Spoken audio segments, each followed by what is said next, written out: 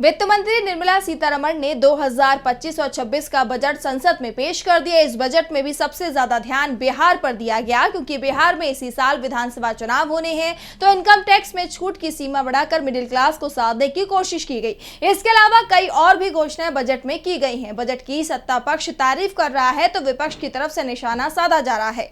तो क्या है इस बार की बजट में खास, देखिए ये रिपोर्ट। वित्त मंत्री निर्मला सीतारमण ने देश का बजट पेश किया। बजट में टैक्स पर बड़ी राहत दी गई। वित्त मंत्री ने कहा कि 12 लाख रुपए तक की इनकम पूरी तरह टैक्स फ्री होगी। इसके साथ ही सरकार नया टैक्स कानून भी ला रही है। वित्त मंत्री ने इसकी घोषणा करते हुए कहा कि नया टैक्स कानून के लिए अगले हफ्ते संसद में विधेयक पेश किया जाएगा। वित्त मंत्री ने अपने बजट भाषण में किसान, महिला, युवा, बुजुर्ग, मिडिल क्लास के लिए कुछ योजनाएं पेश की, लेकिन सुरक्षा को लेकर समझौता करते दिखाई दी। रक्षा बजट सिर्फ 9% बढ़ाया गया है। बजट में प्रमुख घोषणाओं में 12 लाख रुपए तक के इनकम पर कोई टैक्स नहीं लगेगा। बिहार में मखाना बोर्ड का गठन होगा। किसान क्रेडिट कार्ड यानी KCC लोन की सीमा 3 लाख रुपए से बढ़कर 5 लाख रुपए हुई।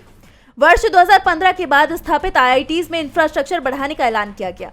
इससे 6500 सीटें बढ़ जाएंगी। IIT पटना का विस्तार किया जाएगा। AI के लिए सेंटर ऑफ एक्सीलेंस की स्थापना होगी। वित्त मंत्री ने इसके लिए 500 करोड़ रुपए के बजट आवंटन की घोषणा की है। बुनियादी ढांचे के विकास के लिए राज्यों को 50 वर्ष के लिए 1.5 लाख करोड़ का ब्याज मुक्त कर्ज दिया जाएगा। जन विश्वास 2.0 के तहत 100 कानूनों को खत्म करेगी मोदी सरकार। 36 जीवक रक्षक दवाओं पर कस्टम ड्यूटी पूरी तरह से हटाया गया। 6 लाइफ सेविंग दवाओं पर 6% कस्टम ड्यूटी। बजट पेश करने के बाद वित्त मंत्री ने इसके फायदे बताए। पीएम मोदी ने कहा कि ये आम आदमी का बजट है, इससे देश के नागरिकों की जेब भरेगी। तो विपक्ष के नेता राहुल गांधी ने सवाल उठाते हुए कहा कि ये बजट बुलेट इंजरी यानी कि गोली के घाव पर बैंडेड लगाने जैसा है। वैश्विक अनिश्चितता के बीच हमारे आर्थिक संकट को हल करने के लिए एक आदर्श बदलाव की जरूरत थी, लेकिन ये सरकार विचारों के मामले में दिवालिया है। DMK सांसद दयानिधि मारन ने कहा कि बजट में बिहार के लिए काफी कुछ है, क्योंकि इस साल बिहार में चुनाव है। तमिलनाडु या किसी अन्य दक्षिणी राज्य के लिए एक भी शब्द नहीं है।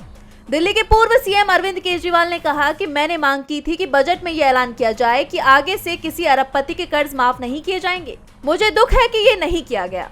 DB लाइव की रिपोर्ट।